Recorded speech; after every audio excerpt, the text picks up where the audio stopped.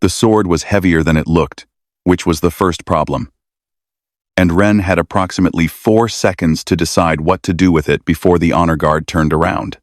She'd been cataloging the new shipment for 2 hours, 47 crates of what the manifest called diplomatic textiles, which had turned out to be exactly that, right up until crate 31, which was not textiles at all. It was a weapon. A long, curved blade, with a grip wrapped in something that felt like braided starlight, if starlight could be touched, housed in a scabbard of deep violet material that seemed to absorb the depot's overhead lighting rather than reflect it. Wren had lifted it out carefully, the way she handled everything, 2 hands, attentive, the object treated as if it had opinions about being held. That was when the depot door opened. 6 Vahari in formal honor armor stopped moving the instant they saw her. The sound of 6 sets of articulated plates locking rigid was very loud in the small room. Wren had met Vahari before. The cultural exchange program that employed her had Vahari partners, and she'd processed enough of their diplomatic materials to know the basics. Bilateral symmetry, 2 sets of arms, the lower pair built for heavy work, and the upper pair for fine manipulation, heads that could rotate further than a human's in either direction. What she had not previously encountered was 6 of them going the specific still of a species that had just found someone desecrating something holy. "Hello," she said. Her Vahari was serviceable. "I work here." This was in the wrong crate. None of them moved. The blade was warm through her gloves. She became aware. In the particular way you become aware of a thing only after it has already mattered. That she was still holding it. "I would like to put this down," she said carefully. "In whatever way is correct." A 7th Vahari came through the door at speed, brushing past the honor guard with the energy of someone who had received very bad news and was still running toward it. She was smaller than the guards, wearing administrative robes in deep green, her upper arms moving in quick, controlled gestures that Wren's training recognized as the Vahari equivalent of someone taking stock of a situation they had hoped was exaggerated. "I am Vahari," she said, in standard so clean it had no accent at all. "Attaché for the Vahari diplomatic mission. You need to understand what you are holding." "I'm beginning to," Wren said. "That is the Shalikan." Vahari's lower hands pressed flat against her sides. "The resting blade of Queen Morvain. It has been in the Queen's bloodline for 11 generations. It is not to be touched by anyone outside the bloodline, without ritual preparation," Wren finished, because she had read enough about Vahari ceremonial objects to know the general principle, even if she hadn't known this specific sword existed. "I understand. I didn't know what it was when I picked it up. I know what it is now." She looked at Vahari directly. "I'd like to return it properly, if someone will tell me how." The silence after that was a different quality of silence than the one before it. Vahari looked at her for a long moment. Her upper hands moved in something small and involuntary that Wren didn't have the vocabulary to read yet. Then she turned to the honor guard and said something in rapid formal Vahari that Wren only caught pieces of. And the guards, still stiff, still watching, did not draw their weapons. "You will come with us," Vahari said. "Do not put the blade down until I tell you where." "All right," Wren said. Later, she would think about those 4 seconds. She'd had the option to drop it and step back before the door opened. She hadn't taken that option. And she still wasn't entirely sure why. Something about the weight of the thing in her hands. Something about the way it had asked, without asking, to be held carefully. She followed Vahari out of the depot and into whatever came next. The shuttle smelled like warm resin and something floral Wren couldn't name, and Vahari hadn't spoken in 40 minutes, which felt like a verdict. Wren sat with the sword across her knees and watched the attaché work through a series of messages on a small screen. The upper hands moving with precise efficiency, and the lower ones folded in what Wren had come to recognize. In the last hour, as Vahari's default posture, when she was thinking something she didn't intend to share, Wren had her field notes open. She was writing down everything she could remember about the ritual information she'd absorbed over 3 years of cataloging Vahari diplomatic objects. Fragments, really, context without structure, and trying to organize it into something useful. She reached into her bag for the small ration pack she kept for long transfers. "Please do not eat on the shuttle," Thesivane said, without looking up. Wren put the ration pack away. "Why? If you don't mind my asking." Thesivane's upper hands paused. She seemed to make a decision. "The blade is present. Consuming food near a resting blade suggests that the one holding it does not recognize its spiritual weight, that they treat the moment as ordinary." "Ah," Wren made a note. "Thank you. What else should I know?" Thesivane looked up then. "Most non-Vahari do not ask." "I'm asking." The attaché studied her for a moment. Then, with the manner of someone unpacking a process they had never had reason to explain out loud before, "You should not address questions to me directly in the presence of the honor guard. In formal contexts, inquiries from an outsider should be directed toward the heir rather than a specific person. It allows everyone present to choose whether to answer without being put in the position of having been asked." Wren nodded slowly. "So I shouldn't have said you don't mind my asking. In the depot, it was fine. You were speaking standard, and the context was informal. In the court, no." "Noted." She wrote it down. "Can I ask to the heir, generally whether there's anything else relevant to the return ceremony that I should understand before we land?" Thesivane's expression did something complicated. She turned back to her screen, then turned back again. "The cleansing ritual," she said. "Because you have touched the blade, there must be one. 9 movements, spoken in formal Vahari. If you complete them correctly, the defilement is considered addressed, and the return can proceed. Can you show me the movements? They take months to learn. We have Wren checked the transit display. 3 hours and 40 minutes. That is not enough." "Probably not," Wren agreed. "Can you show me anyway?" Thesivane set her screen down. She looked at Wren the way Wren imagined she might look at a navigational anomaly, something that was behaving outside its expected parameters, and therefore required more data before classification. "The first movement," Thesivane said finally, "is an open-palmed gesture, both upper hands, facing outward. It signals that you bring no further harm. Like this." She demonstrated. A slow, deliberate extension. Palms turned to show their emptiness. Wren set down her stylus, raised her own hands, 2 of them, which was already wrong, but she raised them anyway, and mirrored the movement back. It wasn't right. Her wrists turned at the wrong angle. Her fingers didn't splay the way Vahari fingers did. And the gesture had a stiffness that she knew came from not understanding what she was saying. With her body, only approximating the shape of saying it. She held the position. Thesivane watched her. Neither of them spoke. After a long moment, Thesivane gave a very small nod. They worked through 4 more movements before the shuttle began its descent.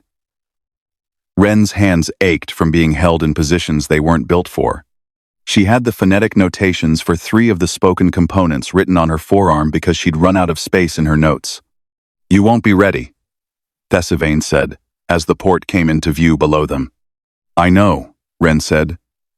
She flexed her fingers around the hilt, carefully. "I'll do it anyway." The shuttle touched down. Through the viewport, Wren could see the courtyard already filled with Vahari in formal dress. Someone had prepared for this. She had the sense that whatever was waiting for her out there had been waiting with a great deal of intention. "It is already worse than I said," Thesivane told her, which Wren had already worked out on her own, but appreciated hearing confirmed. She stood up, settled the sword across her arms, and followed the attaché toward the door. There were 300 Vahari in the courtyard, and they had the very specific silence of people who have already decided something. Wren had been in difficult rooms before the time the Hennish trade envoy had accused the depot of losing a consignment that turned out to be misfiled under a mistransliteration of the consignee's name. The quarterly review where her supervisor had read her performance notes aloud to the full staff. She was familiar with the particular quality of a room that wanted her to fail. This was that, but with better architecture. The court was open to the sky, ringed by pale stone columns carved with interlocking geometric patterns. The kind of carvings that took generations and meant something specific to everyone looking at them except Wren. The 300 Vahari were arranged in precise concentric rings. At the center of the innermost ring was a low platform, and on the platform stood a figure in robes of a deep, painful red who introduced himself, through a court translator, as the first voice of the Queen. At the far end of the courtyard, there was a screen. Behind it, a shape that didn't move. The first voice explained, in formal Vahari, that the translator rendered into standard, with the inflection of someone reading out a legal document, that the cleansing ritual would be performed in full, all 9 movements, spoken correctly in formal Vahari, and that if any element was performed incorrectly, the shalikan would be considered permanently defiled and must be unmade. 300 Vahari watched Wren absorb this information. She looked at Thesivane, who was standing at the edge of the platform. Thesivane's expression said, I know. I'm sorry. This was not the deal I made for you. Wren looked back at the first voice and nodded once to indicate she understood, because directing the nod toward the air felt wrong in this particular context. Then she began. The first movement went well. Her palms came out at the right angle. Thesivane's coaching had embedded it somewhere below conscious thought, and the spoken component came out flat but recognizable, and the silence of the courtyard shifted from the silence of judgment into something more like the silence of attention. The second movement was harder. Her fingers didn't splay correctly for the third beat of the gesture, and she felt the shift in the room, a very small sound, someone's breath, the kind of sound that isn't sound but is, and she adjusted her fingers, found the position, and held it. The third movement required her to go to one knee. She went to one knee. The fourth movement was where it went wrong. She was 2 beats in when she understood she had her arms crossed in the wrong order, left over right instead of right over left, and the spoken component had already left her mouth, which meant she had said something she hadn't intended to say in a language she didn't fully speak, in front of 300 people, while holding a sacred sword. The courtyard went absolutely still. Wren stopped. She held the position she was in. Wrong. And visibly wrong. And she knew it. She could feel the weight of the ritual suspended around her like a held breath. She uncrossed her arms, recrossed them correctly, repeated the first 2 beats of the movement, said the spoken component again slower, the vowels placed more carefully, and continued. No one stopped her. No one spoke. The stillness changed quality again. Something watching. Something reassessing. She got through movements 5 and 6. Halfway through the 7th, the first voice raised one hand. This ritual, said a voice from somewhere in the inner ring Vahari, translated a beat later, requires Vahari spirit, not Vahari movement. The question must be addressed. Can the cleansing be performed by a being who does not possess the spiritual framework the ritual requires? Or is this a performance of form, without substance? Wren recognized the architecture of the argument. It was a well-built one. It didn't need an answer from her because it wasn't aimed at her. It was aimed at the court, at the first voice, at whoever was behind the screen. She was standing mid-movement, her arms in position, the spoken component of movement 7 still unfinished in her mouth. She looked at the air above the first voice's head, not at the speaker. She finished the sentence she had been saying in formal Vahari. Then she lowered her arms and waited. The political argument that followed was entirely in Vahari and moved too fast for her to follow. She caught fragments. She stood on the platform in the center of 300 people and held the sword and breathed and waited. Thesivane stepped forward. She spoke formally, in the court register, and the translator worked overtime to keep up. Thesivane was vouching for Wren, putting her own name between the question of Wren's spiritual suitability and the court's decision. The translator's rendering made it sound bureaucratic, but Wren had enough Vahari to hear what it cost in the original. She murmured, quietly enough that only Thesigvain would hear, "You don't have to do that." Thesigvain replied, without looking at her, "I am aware." The argument continued for another few minutes. Wren watched a cargo bird land on one of the far columns and begin cleaning its wings, indifferent to the proceedings. She watched it finish and fly away. The first voice made a decision. The ritual would continue. Wren went back to movement 7 from the beginning. She completed all 9. The last spoken component came out imperfect. The tonal marker on the final syllable was wrong, but it came out whole. And when she finished and stood upright with the blade held flat across both arms, the quality of the silence was different again. It was the kind of silence that meant something had actually happened. Thesigvain exhaled beside her, very quietly. Wren did not look at her, because she thought, if she looked at her, she might do something embarrassing like show how frightened she had been for the last 20 minutes. From the edge of her vision, the screen at the far end of the courtyard had moved. She didn't look at that either. Not yet. There was a sound from somewhere in the crowd, not applause, not quite, but a low, resonant hum that started in the inner ring and moved outward through the concentric circles. Like something being agreed upon, and then, the first voice was speaking again, and the translator was working again, and Wren let herself pay attention to what was coming next. She had gotten through it.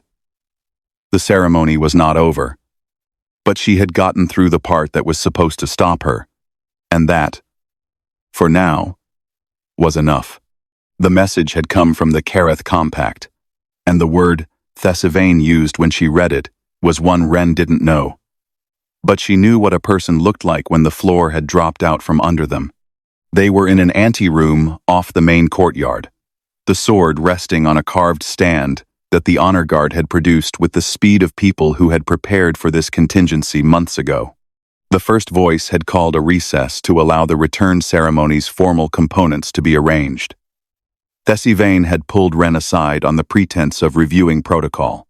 "Tell me," Wren said. "The Kareth Compact." Thesigvain's lower hands were pressed flat against her sides again, but her upper hands were moving small, tight gestures that Wren was beginning to read as the Vahari equivalent of a person pacing. "They are a political bloc, old, wealthy.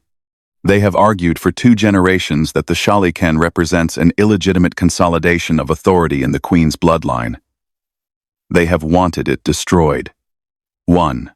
And the message says that 3 of their agents entered the court complex during the ritual. That they intend to take the blade during the ceremony and destroy it publicly." Thesigvain's upper hands stilled. A public destruction cannot be reversed or denied. It would destabilize the Queen's authority in ways that would take decades to address. Wren looked at the sword on its stand. She thought about the weight of it in her hands. She thought about 11 generations. "Where would they have to move it to be sure it's safe?" she asked. "The inner sanctum, 2 levels down. There's a route through the back of the complex, but the honor guard will need to clear the corridor first. Which means the sword has to be moved without the guard for part of the route." Wren was already looking at the anteroom door. "How long does it take to clear the corridor?" 8 minutes, perhaps 10. "And the agents are in the crowd?" "Almost certainly. The crowd will be watching the ceremony platform." Wren turned back to Thesigvain. "If something draws attention on the platform, the agents will move toward it. They'll want to get close. And if they're moving toward the platform, they won't be watching the back corridor." Thesigvain's upper hands went still in a different way. "What are you suggesting?" "That I go back out there," Wren said. "That I stand on the platform and do something that looks like it requires everyone's attention, while you move the blade. The platform is where the agents will converge if they see an opportunity." "Yes," Wren said. "I know." Thesigvain looked at her for a long time. One of the honor guards shifted weight in the doorway, armor plate settling with a quiet sound. "You understood the plan before I finished explaining it," Thesigvain said. "I've done logistics work for a long time. You get used to identifying where the bottlenecks are. That is not what I mean. Thesivane's upper hands moved the involuntary gesture Wren had first seen in the depot, still unreadable. The bottleneck in this plan is not the corridor. It is you. I'm aware, Wren said, and picked up her bag. She went back through the anteroom door, into the courtyard, and climbed back onto the platform. The crowd, which had been dispersed in small conversational clusters during the recess, began to settle back into their rings. The first voice was consulting with assistants at the far end. The screen had not moved back into place. The space where it had been was just open air now, and Wren didn't look at it. She stood on the platform and made herself visible and waited for the ceremony to resume. It was 10 minutes before she saw the first one. He was in the third ring, tall for a Vahari, wearing formal dress that was correct in every detail, except the way his lower hands hung, not folded, not gesturing, just loose at his sides, ready. Wren had worked in receiving long enough to know what it looked like when someone was carrying something they didn't want to be conspicuous about. She knew where the other two probably were without looking. One near each side exit. A three-point approach. The first voice was taking his place. The ceremony was about to resume. Wren stepped to the edge of the platform, which was not where she was supposed to stand, and said, in her best formal Vahari, directed toward the air above the crowd, "I would like to speak." The first voice stopped. 300 Vahari looked at her. The agent in the third ring went still. "There are things I don't understand," Wren said, in Vahari, and then again in Standard for her own clarity. "About what the Shalikan means. To the people in this room. I've been holding it all day and I want to understand what I held." She looked at the crowd. "Would someone tell me? Anyone who wants to?" Silence. Then, from somewhere in the outer ring, an older Vahari in worn formal robes stepped forward slightly and said, in Vahari, it was carried by the first queen on the day she signed the Compact of Unified Territories. She held it open-bladed, facing her own people, to show she was not afraid of them. "I didn't know that," Wren said, which was true. Another voice, from the other side of the ring. Then another. The crowd was doing the thing that crowds sometimes do, warming toward something. Opening, and Wren kept asking questions. Real questions. Questions she actually wanted the answers to. And the answers kept coming, and the agent in the third ring had not moved. She could feel him calculating. The ceremony had stopped. The blade was not on the platform. The crowd was facing inward, toward her, rather than watching the edges of the court. It was not the window he'd planned for. She asked about the day the blade had last left the sanctum.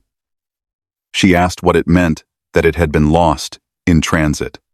An older woman in the inner ring answered that one something in her voice that was grief.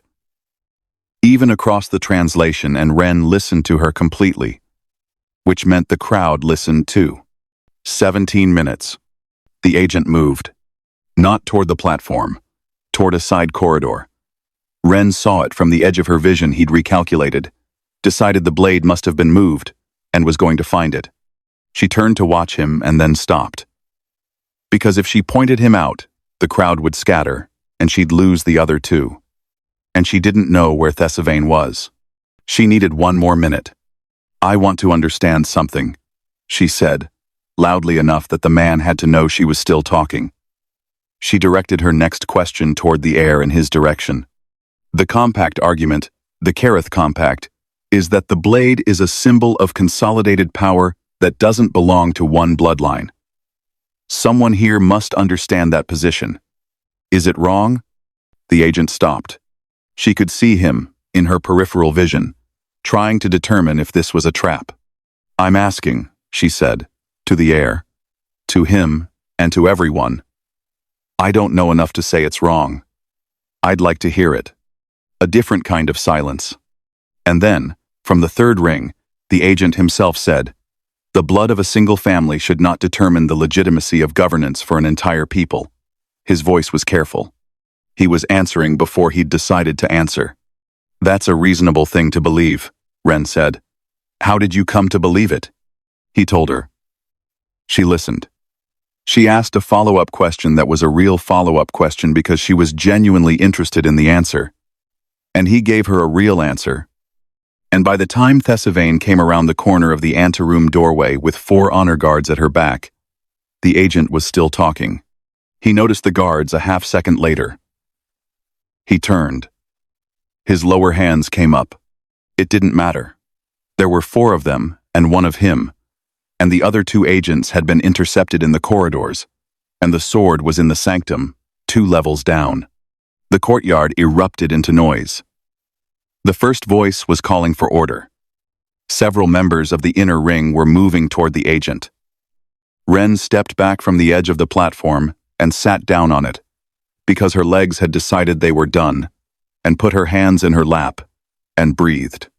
Thesigvain walked up to the platform and stood beside her, not sitting because Vahari formal dress wasn't built for casual sitting. "The blade is secure," she said. "Good," Wren said. "You made him answer you. He wanted to be heard." She looked at her hands. They'd stopped shaking. Mostly. Most people do. Thesigvain was quiet for a moment. Around them, the courtyard was slowly reassembling into something like order voices overlapping, the honor guard moving in organized patterns.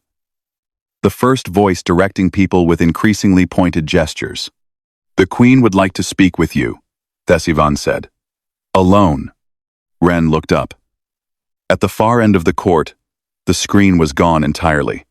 In its place stood a figure in the deep red of full authority, watching her with the stillness of someone who had been watching for a long time and had come to some conclusions. "Now?" Wren asked. "Now," Thesigvain said. Wren stood up, her legs held. She straightened her jacket, which was creased, and definitely had dust on the left shoulder from when she'd gone to one knee during the ritual. She did not have her bag. She did not have the sword. She had her field notes, which had phonetic Vahari transcriptions written up her forearm in disappearing ink, and her functional understanding of Vahari customs, which was imperfect, and whatever it was she'd been doing all day that she didn't have a good word for yet. She walked toward the Queen.